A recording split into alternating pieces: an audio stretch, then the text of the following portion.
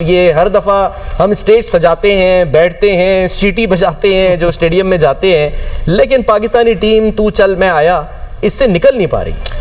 Salman, I think कि आप देखें जितने भी बैटर्स ने आके बैटिंग की है बिल्कुल वो क्लूलेस लग रहे हैं। मतलब ऐसा लग रहा है कि जैसे कि उन्होंने कोई प्लानिंग ही नहीं की हुई कि हमने कैसे खेलना है। या तो हम बड़ी शॉट की तरफ जा रहे हैं या हम डॉट बॉल्स खेल रहे हैं। तो आई थिंक कि इस तरह से क्रिकेट नहीं खेली जाती। आप ओमान के साथ या बांग्लादेश के अगेंस्ट या इस तरह की टीम्स हैं उनके अगेंस्ट ऐसे आप कर सकते हैं कि आपको हर ओवर में 2-2 छक्के भी वो खा रहे होंगे, आपसे चौके भी खा रहे होंगे, सारा कुछ। लेकिन आप जो टॉप टीम्स होती हैं या टॉप बॉलर्स होते हैं उनके अगेंस्ट आपको एक प्लान के तहत खेलना पड़ता है। उनको आप हर बॉल पे हिट नहीं कर सकते।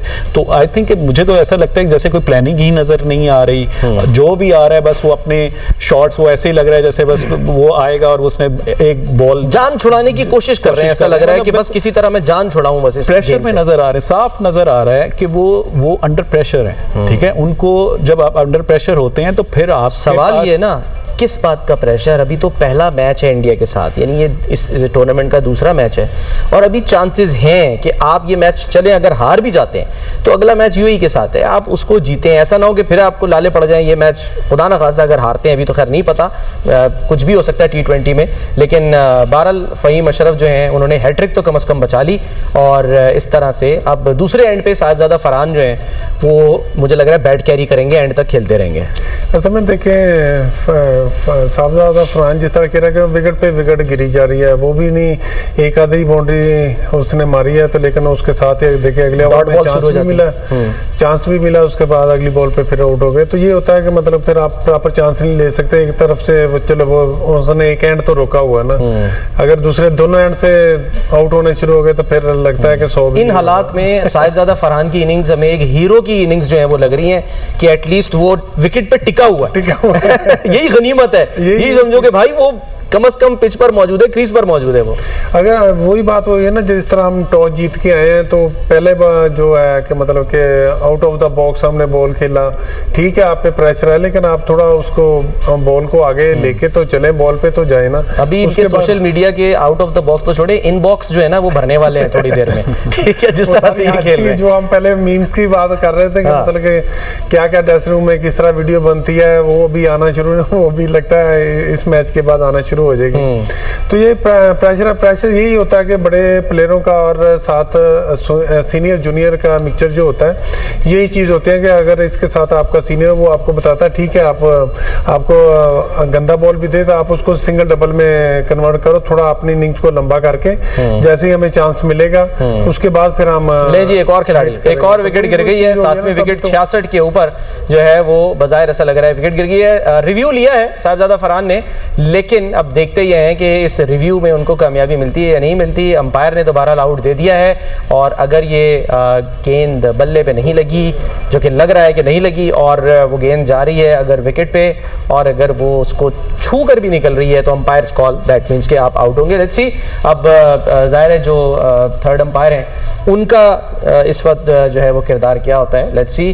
तो अक्षर पटेल उन्होंने गेंद कराई थी साहिबजादा फरहान को और ये लेग स्टंप से बाहर जाती गेंद तो बज़ाहिर लग रही है, लेकिन अंपायर ने इसको जो है वो आउट दिया है और बल्ले पर भी टच नहीं हुई है। डे लाइट आप देख सकते हैं बिल्कुल दोनों, यानी कि गेंद और बल्ले के दरमियान में एक अच्छा खासा गैप है जो कि हमें बज़ाहिर नजर आ रहा है। अल्ट्रा एज में ये क्लियर हो रहा है। अब बॉल ट्रैकिंग में जो है वो पता चलेगा कि क्या होता है, बॉल जो है वो विकेट पे लग रही है या फिर लेग स्टंप मिस कर रही है। तो मिसिंग, ये मैंने कहा था जैसे कि ये बॉल बज़ाहिर ऐसा लग रहा है कि लेग स्टंप पे जा रही है तो मिस कर गई है इस तरह से। अब एक चांस फिर मिल गया है पाकिस्तानी बल्लेबाज को और ये फखर सलमान अली आगा और हसन नवाज के बाद एक और चांस मिला है, यानी कि आज के मैच का चौथा चांस है। अगर इस हिसाब से देखें तो ऑल आउट हो चुकी होती टीम हमारी, लेकिन बहरहाल अब साहिबजादा फरहान जो है उन्होंने थोड़ा सा अकलमंदी के साथ खेला है और उन्होंने सिंगल लिया है मुस्कुराहट के साथ कि चलो जी। बाकी जो है वो चांस ले रहे थे और चांस जैसे उनको मिल रहा था तो वो अगली गेंद पर या फौरी तौर पे जो है वो आउट हो रहे थे। तो एटलीस्ट जो है वो Sahibzada Farhan welcome to the club है, चांस पे चांस जो है वो मिले जा रहे हैं, मिलते जा रहे हैं। हमें इतने चांस मिलते पता नहीं हम क्या कर जाते। लेकिन सलमान, आई थिंक अब यहाँ पे जितना बुरा हम खेल सकते थे वो इससे ज्यादा नहीं खेल सकते। इससे ज्यादा क्या बुरा खेलेंगे, इससे ज्यादा बुरा नहीं हो सकता। ठीक है। तो आई थिंक मैं समझता हूँ कि चलें अभी भी अगर हमारे 3 से 4 ओवर्स अच्छे लग जाते हैं तो एटलीस्ट हम अगर 130 तक भी पहुंच जाते हैं, 120 130 तक, तो इस विकेट पे आप ये कह सकते हैं कि थोड़ा सा फाइटिंग ऑब्वियसली कौन खेलेगा। चले मैं आपसे सवाल ये कर लेता हूँ, मतलब ये है कि किसमें दम है? फरहान है, अभी फहीम अशरफ है, दोनों आपकी वो वाली देखिए, फरहान अब इस वक्त सेट हो चुके हैं। अब एक बल्लेबाज जिसने गालिबन 39 गेंदें खेल ली हैं, 33 रन बना लिए हैं, ये शुमार होता है एक सेट बैट्समैन के लिए।